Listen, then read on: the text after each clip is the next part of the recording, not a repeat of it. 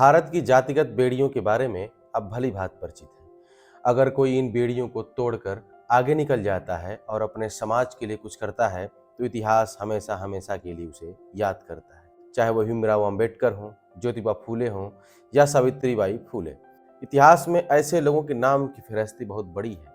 दोस्तों, भारत की जातिगत बेड़ियों को तोड़कर अपना मुकाम बनाने वालों की फहरिस्ती में एक नाम और जुड़ गया है। मैं बात कर रहा हूं पुणे की येरवडा की झुग्गी झोपड़ियों से निकल करके 7 करोड़ के अमेरिकी फेलोशिप को हासिल करने वाली पहली दलित महिला शैलजा पाईक की। पुणे की येरवडा की झुग्गी झोपड़ी से लेकर के अमेरिका में प्रोफेसर बनने के शानदार सफर को तय करने वाली शैलजा पाईक अब प्रतिष्ठित मैक आर्थर फेलोशिप पाने वाली पहली भारतीय दलित महिला भी बन गई है। इस फेलोशिप के पाने वालों को 7 करोड़ रुपए 5 सालों के लिए कई चरणों में दिए जाते हैं।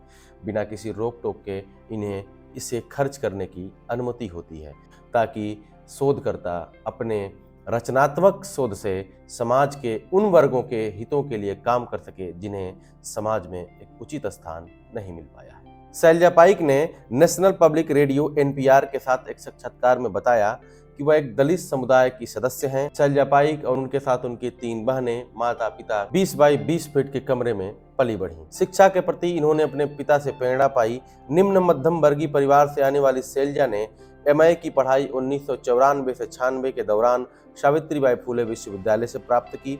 बाद में इन्हें सन 2000 में MPhil के लिए भारतीय सामाजिक विज्ञान अनुसंधान से फेलोशिप मिली। फिर वो इंग्लैंड चली गई।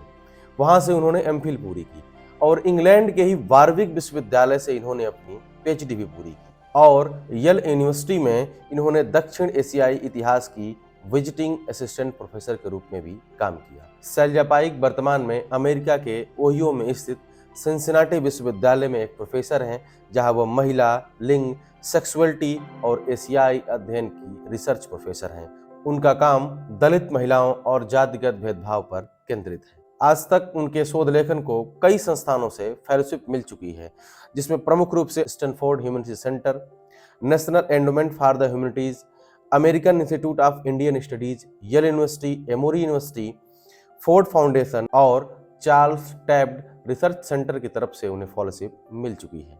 अपने बचपन के बारे में BBC मराठी से बात करते हुए बताती हैं कि बचपन में उन्हें पानी पीने तक की सुविधा उपलब्ध नहीं थी, नहीं उनके पास शौचालय था। यह सच है कि मैं यहाँ तक कि गंदगी से घिरे इलाके जहाँ सूअर तक घूमते रहते थे वहाँ पली बढ़ी। वह कहती हैं कि उन गंदे दिनों की यादें उन्हें आज भी परेशान करती हैं। वो यह भी बताती हैं कि बस्ती में कैसे सार्वजनिक नल ही सबके पीने के पानी का आधार था। उन्हें आज भी याद है कि पानी के लिए उन्हें लंबी कतारें लगानी पड़ती थी। शैलजा का कहना है कि इसके बावजूद उनके पिता देवराम और मां सरिता ने उनके उज्जवल भविष्य के लिए अंग्रेजी माध्यम के स्कूल से उनकी पढ़ाई करवाई। शैलजा कहती हैं कि आज भी उन जगहों का प्रभाव सामाजिक, आर्थिक, मानसिक और भावनात्मक सभी स्तरों पर निश्चित रूप से पड़ता है। वो बताती हैं कि इन मुश्किल दिनों के बावजूद मुझे इसके लिए प्रोत्साहित किया गया और यही कारण है कि मैं खुद को पढ़ाई के लिए समर्पित कर पाई। इन सब बातों के बीच मुझे डॉक्टर अंबेडकर का कथन याद आता है कि शिक्षा वह शेरनी का दूध है जो पिएगा वह दहाड़ेगा। शिक्षा के इस महत्व को शैलजा पाईक से बेहतर कौन समझ सकता है। उन्होंने यह भी कहा कि उन्हें दलित महिला होने के नाते भी कई बार भेदभाव का सामना करना पड़ा, कई बार उन्हें जातिगत मुश्किलों का सामना करना पड़ा। उदाहरण के लिए वो बताती हैं कि जब पहली बार मुझे फोर्ड फाउंडेशन फेलोशिप मिली तो मेरे आसपास के कुछ लोगों को इस पर विश्वास ही नहीं हुआ कि एक दलित महिला को कैसे इतनी बड़ी फेलोशिप मिल सकती है। और मुझे जो फेलोशिप मिली वह मेरे काम के लिए थी, लेकिन एक दलित महिला होने के नाते सभी लोग इस बात के लिए बड़े आश्चर्यचकित थे। शैलजा पाईक का पूरा जीवन और उनका शोध दलित और दलित महिलाओं के ही ऊपर आधारित है। शैलजा पाईक की अब तक 2 पुस्तकें आई हैं जो दलित महिलाओं के जीवन पर ही आधारित है। पहली पुस्तक 2014 में आई जिसका शीर्षक था Dalit women's education in modern India, double discrimination. इस पुस्तक में 20वीं सदी के भारत में शिक्षा तक पहुंचने के दलित महिलाओं के संघर्षों के बारे में बात की गई है और इसके केंद्र बिंदु में रखा गया है महाराष्ट्र के आम दलित महिलाओं को। उनकी दूसरी पुस्तक भी दलित महिलाओं के समस्याओं के ऊपर आधारित है। इस पुस्तक का केंद्र बिंदु है महाराष्ट्र का एक लोकप्रिय अश्लील रंगमंच तमाशा। यह पुस्तक तमाशा के कलाकारों के जीवन पर आधारित है। तमाशा एक लोकप्रिय अश्लील रंगमंच है जिसे महाराष्ट्र की दलित महिलाओं द्वारा सदियों से किया जा रहा है। इस पुस्तक में इसी तमाशा रंगमंच में काम करने वाली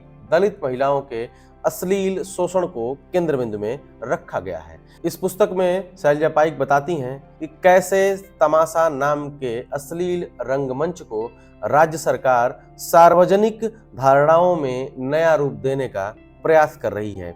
इन्हीं सब समस्याओं के केंद्र बिंदु को ध्यान में रखते हुए शैलजा पाईक ने अपना नया प्रोजेक्ट इसी पुस्तक के आधार पर शुरू किया है। मैकार्थर फाउंडेशन ने उनके फेलोशिप की घोषणा करते हुए कहा कि शैलजा ने जातिगत भेदभाव को बनाए रखने वाली अस्थायी प्रकृति और छुआछूत को बनाए रखने वाली अस्पष्ट ताकतों के बारे में उजागर किया है। बातचीत के दौरान ही उन्होंने अपने समग्र अध्ययन के बारे में बात करते हुए कहा कि भारत की कुल आबादी में दलित 17% है। मैंने देखा है कि दलित महिलाओं की शिक्षा पर बहुत कम काम हुआ है। आंकड़े तो हैं, लेकिन सटीक स्थिति के बारे में कोई जानकारी नहीं है। इन दलित महिलाओं का इतिहास भी किसी ने ठीक से नहीं लिखा, इसलिए मैंने तय किया है कि मुझे यह काम करना है। ऐतिहासिक रूप से इतनी बड़ी आबादी को किसी भी प्रकार के शिक्षा, सार्वजनिक बुनियादी ढांचे, सार्वजनिक जल निकायों, कुओं के इस्तेमाल करने की अनुमति नहीं थी। यहाँ तक कि चप्पल और नए कपड़े पहनने की तो बात ही छोड़ दें, भले से उनमें पहनने की सामर्थ्य यानी संपन्नता रही हो, फिर भी उन्हें नए कपड़े और चप्पल पहनने की अनुमति नहीं थी। दलित महिलाएं निसंदेह रूप से अत्यधिक पीड़ित और वंचित रही हैं। दलितों में भी उनकी स्थिति दलित जैसी रही है। यही वह समाज है जहां से मैं आती हूं। इसी कारण पिछले 25 वर्षों से मेरे लेखन का केंद्र बिंदु यही समाज रहा है। जिस फेलोशिप के हासिल करने के बाद शैलजा पाईक की पूरे देश और विदेश में चर्चा हो रही है, आइए जानते हैं उस मैकार्थर फेलोशिप के बारे में।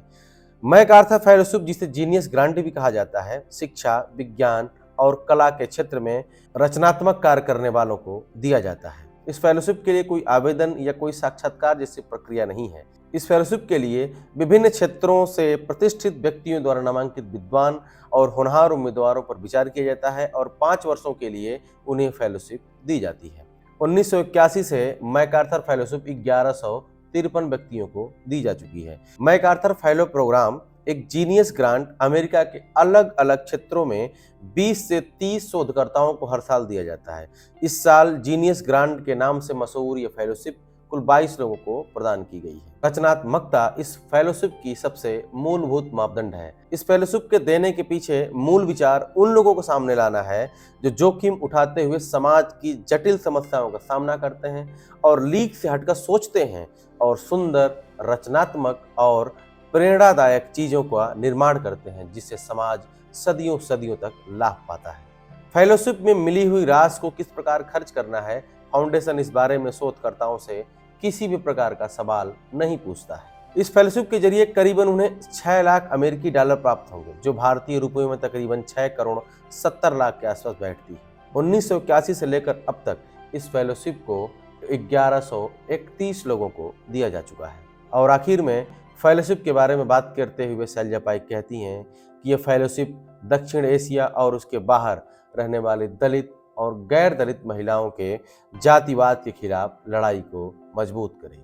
और आखिर में सिर्फ इस बात को कहते हुए इस वीडियो को समाप्त करूंगा कि शिक्षा का कोई विकल्प नहीं है। दुष्यंत कुमार का एक शेर है कि कौन कहता है कि आसमान में सुराग नहीं हो सकता, एक पत्थर तो तबीयत से उछालो यारो। आज के लिए सिर्फ इतना ही, विदा दीजिए। मैं विवेक दुराज, नमस्कार, धन्यवाद।